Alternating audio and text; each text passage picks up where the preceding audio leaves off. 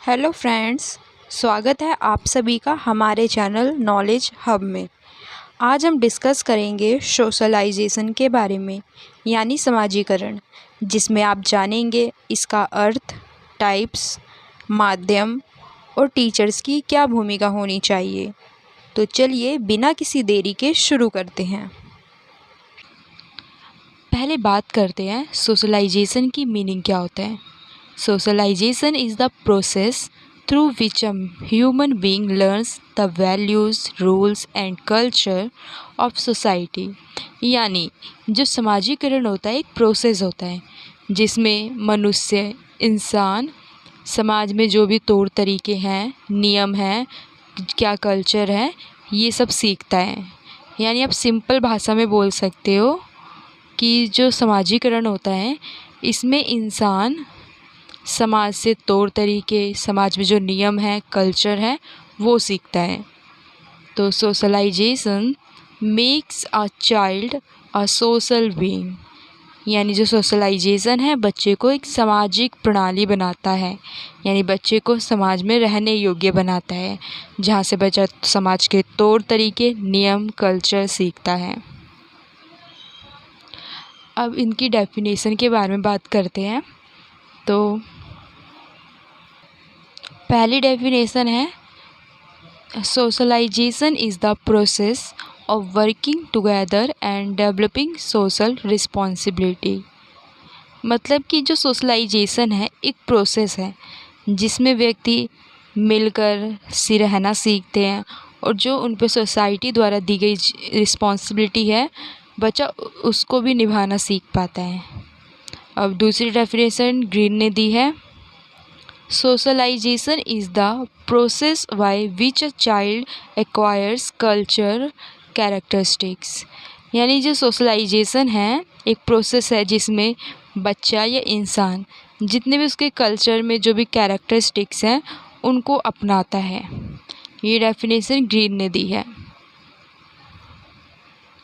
अब बात करते हैं सोशलाइजेशन की क्या कैरेक्टर्स की स्टिक्स होते हैं, क्या विशेषताएं होती है। Nature and characteristics of socialisation. Life long process, जो समाजीकरण है ये लाइफ लॉन्ग प्रोसेस है, यानी ये जीवन भर चलता है, कभी रुकता नहीं है।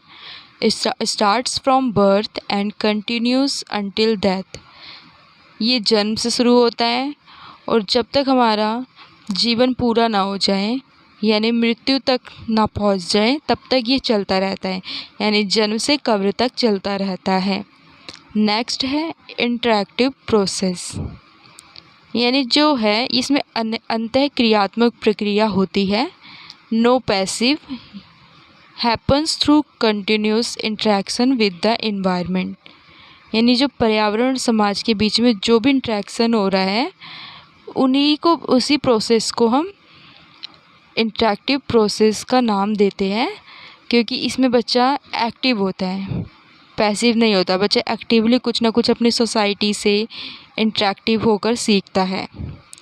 नेक्स्ट विशेषता है कल्चरल ट्रांसमिशन, यानी सांस्कृतिक संचरण। Passes culture, language and costumes from one generation to the next. यानी जो भी आपका पहनावा है, कल्चर है, लैंग्वेज है, रीति रिवाज है, ये एक पीढ़ी से दूसरी पीढ़ी में ट्रांसफॉर्म होते हैं, यानी स्थानांतरित होते हैं। एग्ज़ाम्पल, जैसे बच्चे ने एक जनरेशन में सीखा, मतलब बच्चे ने एक कल्चर में सीखा अलग लैंग्वेज बोलना, अलग थोड़े रीति रिवाज, और वही रीति रिवाज उसकी पीढ़ी ने भी सीख लिया, नेक्स्ट जनरेशन ने भी सीख लिया। तो ये एक जनरेशन से दूसरे जनरेशन में क्या हो रहा है, स्थानांतरित हो रहा है। इसलिए इसकी विशेषता है life long process, interactive process, cultural transmission. यानी जीवन पर्यटन प्रक्रिया होती है, अंतःक्रियात्मक प्रक्रिया होती है। नेक्स्ट सांस्कृतिक संचरण होता है। नेक्स्ट विशेषता है आइडेंटिटी फॉर्मेशन, पहचान का निर्माण। Helps a child develop self concept and understand social roles. यानी इसमें बच्चा है जो सेल्फ कंसेप्ट्स के बारे में विकसित करता है, अपनी धारणा सेल्फ कंसेप्ट के बारे में विकसित करता है, और जो भी सोशल रोल्स हैं उनको समझने में भी मदद करता है। यानी जो सोशलाइजेशन है बच्चे को खुद के बारे में क्या सेल्फ कंसेप्ट है इसमें हेल्प करता है, और सोसाइटी में क्या रिस्पॉन्सिबिलिटी होनी चाहिए बच्चे की और क्या सोशल रोल्स होने चाहिए, इसमें भी सोशलाइजेशन हेल्प करता है। इसलिए इसकी अगली विशेषता आइडेंटिटी फॉर्मेशन कहते हैं, क्योंकि इसमें बच्चा आइडेंटिटी फॉर्मेट कर रहा है। इसलिए इसकी 4 विशेषता हैं: life long process, interactive, cultural transmission और आइडेंटिटी फॉर्मेशन। वैसे तो आप इसकी बहुत सारी विशेषताएं बना सकते हैं, पर इन 4 को मेनली ध्यान रखकर हमेशा नेक्स्ट विशेषताएं देखना, क्योंकि सारी विशेषता इन्हीं 4 पॉइंट के इर्द गिर्द घूमेगी। नेक्स्ट बात करते हैं, एक बार हम इनको शॉर्ट में डिस्कस कर लेते हैं। कैरेक्टरिस्टिक अभी तक हमने जो पढ़ा है। पहला है लाइफ लॉन्ग प्रोसेस, यानी जन्म से कब्र तक चलता रहता है, ये कभी रुकता नहीं है, इसीलिए सोशलाइजेशन को लाइफ लॉन्ग प्रोसेस कहा गया है। नेक्स्ट है इंटरेक्शन बेस्ड, बच्चा इंटरेक्ट करता है, एक दूसरे से बात करता है, कम्युनिकेट करता है। बच्चा सोशल रिस्पॉन्सिबिलिटी हो गई, रिलेशनशिप में जो रिस्पॉन्सिबिलिटीज़ मिलती है उनसे बच्चा इंटरेक्ट होता है। तो ये जो सोशलाइजेशन है इंटरेक्शन बेस्ड है। नेक्स्ट कैरेक्टरिस्टिक्स हैं एक्विजिशन ऑफ कल्चर, कि बच्चा लर्न्स करता है ट्रेडिशन को, वैल्यूज़ को, बिलीव्स एंड लैंग्वेजेस को। नेक्स्ट है शेप्स पर्सनैलिटी, यानी बच्चे की पहचान निर्माण करता है कि बच्चे ने क्या हेल्प किया है खुद के बारे में, सेल्फ कंसेप्ट, और उसने अपनी क्या पर्सनैलिटी बनाई है। यूनिक कैरेक्टर एंड आइडेंटिटी आती है इसमें। नेक्स्ट है controls behaviour, imparts rules, norms and moral standards of society, यानी समाज में किस तरीके से रहना है, क्या नियम है, उनको कैसे तौर तरीके से फॉलो करना है। तो कुछ लिमिट भी होनी चाहिए ताकि हम खुद की आज़ादी में जिएं, लेकिन उसमें जो नियम है उनको भी फॉलो करना है कि सामने वाले को प्रॉब्लम ना हो। तो एक कंट्रोल बिहेवियर के अंदर आता है। फिर है इंटरनलाइजेशन, यानी individuals adopt social concept as their own inner thoughts, कि जो इंडिविजुअल बच्चे में होते हैं कंसेप्ट बच्चा उनको लाता है कि इंडिविजुअल अडॉप्ट सोशल कंसेप्ट, कि बच्चा खुद से अंदर से क्या सोचता है किसी भी टॉपिक पर। अब बात करते हैं टाइप्स ऑफ सोशलाइजेशन, समाजीकरण के प्रकार। जब ऐसे तो समाजीकरण के कई प्रकार होते हैं, पर इसमें हम मेनली 2 पढ़ेंगे जो ज़्यादा इम्पॉर्टेंट है। बाकी भी जो इम्पॉर्टेंट है नेक्स्ट स्लाइड में पढ़ेंगे, अभी हम 2 पढ़ते हैं। पहला है प्राइमरी सोशलाइजेशन, प्राथमिक समाजीकरण। दूसरा है सेकेंडरी सोशलाइजेशन, द्वितीयक समाजीकरण। जो प्राइमरी है happens in a early childhood, कि ये बचपन में होता है, फैमिली प्लेज मेजर रोल, और प्राइमरी सोशलाइजेशन में फैमिली सबसे बड़ी भूमिका निभाती है। तो अक्सर एग्ज़ाम में पूछा जाता है कि फैमिली है वो कौन से सोशलाइजेशन में आएगी, प्राइमरी या सेकेंडरी। तो इसको हमेशा ध्यान रखना, प्राइमरी में ही आती है फैमिली।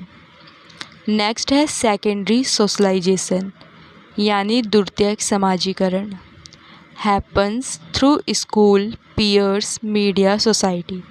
यानी जो भी सोशलाइजेशन हमारा होता है, जो भी हम कुछ सीखते हैं जिसमें स्कूल इन्वॉल्व हो, हमारे फ्रेंड्स इन्वॉल्व हो, मीडिया, सोसाइटी, तो बाकी सब आता है सेकेंडरी सोशलाइजेशन में। यानी फैमिली को छोड़कर जितने भी आपको नाम दिख रहे हैं वो सेकेंडरी सोशलाइजेशन पर टिक कर देना। अब हमने डिस्कस तो कर लिया टाइप्स। एक बार हम जो बाकी रह गए थे, मैंने बोला था नेक्स्ट स्लाइड में समझाऊंगी, वो यही स्लाइड है जो बच गया है वो। तो 2 तो हमने डिस्कस कर लिया, प्राइमरी और सेकेंडरी सोशलाइजेशन। अब जो बचा है डेवलपमेंटल हो गया, और एंटिसिपेटरी हो गया, रीसोशलाइजेशन हो गया, ऑर्गेनाइजेशनल सोशलाइजेशन हो गया, इसमें ये डिस्कस करेंगे।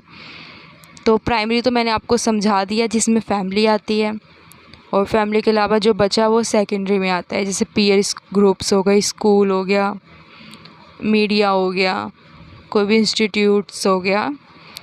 अब है developmental socialisation, learning to fit into new and specific social institutions, कि आप जब भी कहीं कुछ नया सीखने जा रहे हैं या कुछ भी नई चीज़ सीखने जा रहे हैं, वहाँ के अब नए नए रूल्स फॉलो करेंगे, कुछ स्पेसिफिक सोशल इंस्टीट्यूशन होंगे वहाँ पर, जिसमें कुछ रोल्स होंगे कि आप वहाँ पे क्या करने जा रहे हैं, आपको किन नियमों का पालन करना है, उनके अपने अलग सोशल नॉर्म्स होंगे। जैसे जॉब में जाते हैं, कुछ उनके अलग नियम कायदे कानून होते हैं कि इस टाइम तक आना है, इस टाइम तक जाना है। तो इसी को ही हम डेवलपमेंटल सोशलाइजेशन कहते हैं, कि जो भी लर्निंग आपकी हो रही है टू फिट इनटू एक न्यू स्पेसिफिक इंस्टीट्यूशंस में हो। आई होप आपको समझ आया हो। नेक्स्ट बात करते हैं anticipatory socialisation, adopting values and standards for a social group one expects to join, यानी जब हम कोई नया सोशल ग्रुप ज्वाइन करते हैं या ज्वाइन करना चाहते हैं, तो हम उसकी तरह थोड़ा बिहेवियर करने लग जाते हैं, तो हम उसको एंटीसिपेटरी सोशलाइजेशन कहते हैं, कि हम खुद से व्यवहार कर रहे हैं कि हमें ये बनना है या हमें वो कम्युनिटी ज्वाइन करनी है, तो उनकी तरह बनने की कोशिश करते हैं, व्यवहार करने लगते हैं कि हमारी इच्छा है बनने की। इसी को हम एंटीसिपेटरी सोशलाइजेशन कहते हैं। नेक्स्ट है resocialisation, learning new norms, values and behaviours when entering drastically different life situation. जैसे हम किसी न्यू सोसाइटी में जाते हैं या फिर किसी न्यू सिचुएशन में हम जाते हैं, जैसे मिलिट्री, आर्मी वगैरह हो गया, तो उनमें अलग ही उनका सोशलाइजेशन होता है दोबारा, कि उस जगह कैसे रहना है, किस तरह से इन्वायरमेंट में खुद को सफ़र करना है। तो ये रीसोशलाइजेशन में आता है। इसमें आप ये भी ले सकते हो, जैसे कोई मैरिड वूमेन है, शादी से पहले अपने घर में रह रही थी, शादी के बाद अपने हस्बैंड के घर में रह रही है, तो वहाँ पर उसको नियम, वहाँ के कायदे, तौर तरीके थोड़े समझने में टाइम लगेगा, तो वहाँ पे उसका रीसोशलाइजेशन हो रहा है उस लड़की का। तो ये आप ये वाला एग्जाम्पल लिख सकते हैं। फिर है organisational socialization, processes through which new employees are adapted to an organization's culture, कि कोई ऐसा प्रोसेस जिसमें एम्प्लॉय हैं उस कल्चर में खुद को अडेप्ट कर रहे हैं, उसी को ऑर्गेनाइजेशनल सोशलाइजेशन कहते हैं। आपने कौन कौन से सोशलाइजेशन इसमें डाला? Primary, secondary, developmental socialisation, anticipatory socialisation, resocialisation और ऑर्गेनाइजेशनल सोशलाइजेशन। अब नेक्स्ट बात करते हैं हम इसके एजेंट्स, यानी समाजीकरण के कारक, साधन कौन कौन से होते हैं। तो इसमें फैमिली आती है, स्कूल आता है, मीडिया आता है और कम्युनिटी एंड सोसाइटी आती है। तो अब हम इनको अच्छे से खोलकर डिस्कस करते हैं। पहले बात करते हैं फैमिली, परिवार मोस्ट इम्पॉर्टेंट एजेंसी होती है इसमें। ये जो फैमिली होती है, जब बच्चा जन्म लेता है तो सबसे पहले फैमिली से इंटरेक्ट करता है, इसलिए सबसे ऊपर फैमिली को रखा गया है। अब फैमिली से बच्चा क्या क्या सीखता है? टीचेस लैंग्वेज, कि बच्चा बोलना सीखता है, परिवार में जैसी लैंग्वेज का यूज़ कर रहे हैं बच्चा वैसे ही भाषा बोलता है। मोरल वैल्यूज़ फैमिली से सीखता है, डिसिप्लिन सीखता है, हैबिट्स सीखता है। परिवार बच्चे को भाषा, अनुशासन, नैतिक मूल्य, आदतें इत्यादि सिखाते हैं। अब बात करते हैं स्कूल। स्कूल है जो सेकेंडरी सोशलाइजेशन में आता है। बच्चे स्कूल से कौन कौन से रोल सीखता है? कोऑपरेशन सीखता है, discipline, social skill, democratic value, सीखता है, जैसे एक दूसरे से कैसे सहयोग करना है, कैसे डिसिप्लिन में रहना है, अनुशासन में, क्या क्या सोशल स्किल्स सीखता है, क्या क्या डेमोक्रेटिक वैल्यू कि सबको बोलने का मौका देना है, किसी पर अपना दबाव नहीं डालना है। नेक्स्ट है मीडिया। मीडिया है जिसमें बच्चों को इन्फ्लुएंस करती है उनकी थिंकिंग और बिहेवियर में, कि बच्चा जो भी देखता है सुनता है उसी से जो व्यवहार करता है उसी से सीखता है। बच्चे का व्यवहार मीडिया से, बच्चे का व्यवहार थिंकिंग, ये सब मीडिया से काफ़ी हद तक प्रभावित होता है। फिर है कम्युनिटी, सोसाइटी, समाज। सिंपल की बात है, सोसाइटी से बच्चे नियम, कायदे, कानून, ट्रेडिशंस, कल्चर, ये सब सीखता है। तो हमने डिस्कस कर लिया इसके एजेंट्स भी, जिसमें फैमिली है, स्कूल है, मीडिया है, कम्युनिटी, सोसाइटी है। अब है द इम्पोर्टेंस ऑफ सोशलाइजेशन, कि जो समाजीकरण है इसका क्या महत्व है, क्यों ज़रूरी है। तो पहला है पहचान का विकास, पर्सनैलिटी एंड आइडेंटिटी डेवलपमेंट। जो सोशलाइजेशन है इससे बच्चे की, इंसान की, मनुष्य की पर्सनैलिटी और आइडेंटिटी डेवलप होती है। जिसमें पिक्चर दिख रहा है बच्चे की, एक बच्चा है, फिर उससे बड़ा हो रहा है, उससे बड़ा हो रहा है, फिर खुद सबसे बड़ा हो गया, यानी वयस्क वाली अवस्था में चला गया, तो खुद को मिरर में देख रहा है। समाज से सीखकर अपने एक पहचान बनाता है। इसमें बच्चा सेल्फ डिस्कवर करता है, जिसमें पर्सनालिटी और आइडेंटिटी डेवलपमेंट होता है। फिर नेक्स्ट बात करते हैं इमोशनल एंड मेंटल वेलबींग्स, कि जो बच्चा है यानी जो भी सोशलाइजेशन के पार्ट हैं, कि इसमें बच्चे, फ्रेंड्स, बुज़ुर्ग, कोई भी हो आपस में मिलते हैं, सोसाइटी से इंटरेक्ट करते हैं, बातचीत करते हैं, तो उनको मानसिक शांति मिलती है, सेटिस्फाई होते हैं, उनका इमोशनल और मेंटल जो वेलबींग होता है वो भी सेटल्ड होता है। खुद को मानसिक रूप से पीड़ित नहीं मानते, उनको अच्छा फील होता है। तो इसलिए हम कह सकते हैं कि सोशलाइजेशन का इम्पोर्टेंस ये भी है कि ये इमोशनल एंड मेंटल वेलबींग्स में हेल्प करता है। नेक्स्ट है सामाजिक कौशल और सहयोग, सोशल स्किल एंड कोलैबोरेशन, कि जो भी हमारी सामाजिक कौशल है, सहयोग है, इसमें भी सोशलाइजेशन हेल्प करता है। जैसे आप इस पिक्चर में देख सकते हैं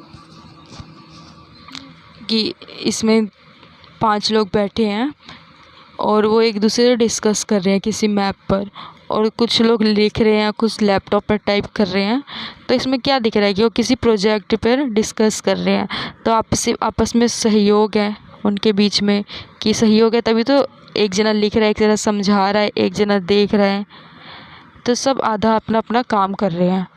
तो जो समाजीकरण है सोशल स्किल और कोलैबोरेशन में भी हेल्प करता है, मिलकर काम करना। फिर नेक्स्ट है संस्कृति और मूल्यों का संक्रमण। इसका मतलब है transmissions of culture and values. जो भी परंपरा है या नैतिकता है, मूल्य हैं, वो सब अगले पीढ़ी से पहुंचाना होता है। जैसे एक पीढ़ी से दूसरी पीढ़ी में कुछ मूल्य हो गए, परंपरा हो गए, ट्रेडिशंस हो गए, नॉर्म्स, कल्चर, वैल्यूज़ हो गए, एक पीढ़ी से दूसरी पीढ़ी में स्थानांतरण होना, पहुंचना।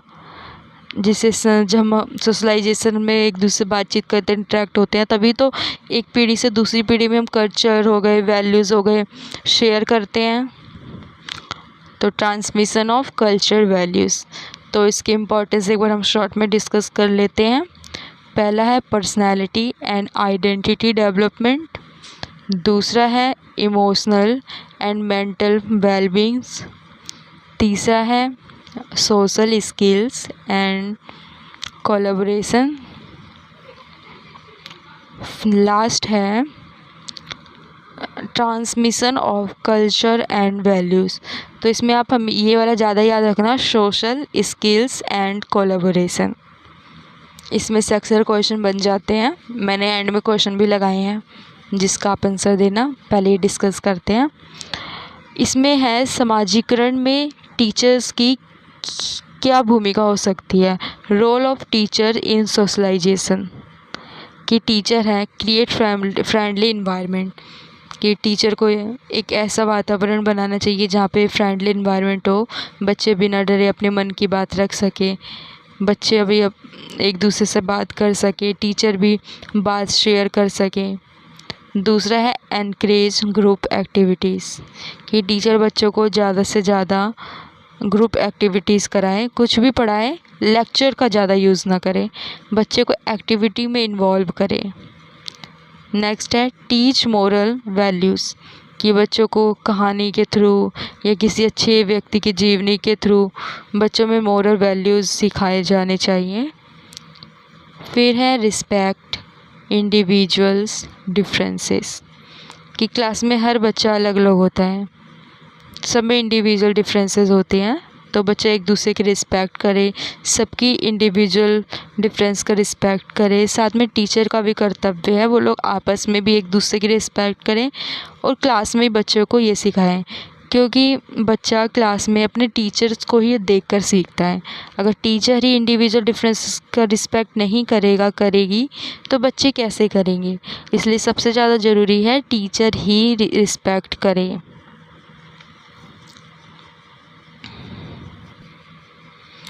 तो एक बार हम डिस्कस कर लेते हैं आज हमने इस क्लास में क्या क्या पढ़ा। आज हमने इस वीडियो में सोशलाइजेशन की मीनिंग को जाना, फिर उसके बाद डेफिनेशन को, फिर उसके बाद हमने उसकी विशेषताएं देखी जिसमें life long process, interactive process, cultural transmission और आइडेंटिटी फॉर्मेशन था। फिर इसके बाद हमने कुछ टाइप्स देखे इसके, जिसमें प्राइमरी सोशलाइजेशन, फैमिली आती है। फिर उसके बाद हमने सेकेंडरी सोशलाइजेशन देखा। फिर हमने कुछ बच गए थे सोशलाइजेशन, उनको भी देखा, जैसे developmental socialisation, anticipatory socialisation, resocialisation, organisational socialisation. फिर उसके बाद हमने इसके कुछ एजेंट्स देखे जिसमें फैमिली थी, स्कूल, मीडिया, कम्युनिटी या सोसाइटी थी। फिर इसके बाद हमने डिस्कस किया इसकी क्या इम्पोर्टेंस होते हैं, personality and identity development, social skills and collaboration, transmission of culture and values, फिर इमोशनल एंड मेंटल वेलबींग्स। फिर हमने रोल ऑफ टीचर्स पढ़ा सोशलाइजेशन में, इनकी की टीचर्स का क्या रोल है सोशलाइजेशन में। तो create friendly environment, encourage group activities, teach moral values, respect individual differences. फिर ये क्वेश्चन है, 2 क्वेश्चन जिसको आपको कमेंट में देना है। पहला क्वेश्चन है सोशलाइजेशन इज़, कि आपने इस वीडियो में क्या समझा कि समाजीकरण क्या है, टेम्पररी प्रोसेस है या फिर लाइफ लॉन्ग प्रोसेस है या फिर बायोलॉजिकल प्रोसेस है या फिर इनमें से कोई भी नहीं है। तो इसका आंसर आपको कमेंट में देना है। फिर सेकंड क्वेश्चन है the first agency of socialisation is, कि समाजीकरण की सबसे पहली एजेंसी कौन है, स्कूल, मीडिया, फैमिली या पीयर ग्रुप्स। इसका भी आंसर आपको कमेंट में देना है। पहला और दूसरा क्वेश्चन का आंसर कमेंट में देना है, और अगर आपका आंसर सही हुआ तो हम ज़रूर रिप्लाई करेंगे, अगर गलत भी हुआ तो हम आपको करेक्ट करेंगे और समझाएंगे भी। अगर आपको वीडियो हेल्पफुल लगी हो तो लाइक, शेयर और सब्सक्राइब ज़रूर करें। तो मिलते हैं नेक्स्ट वीडियो में, तब तक के लिए हैप्पी लर्निंग।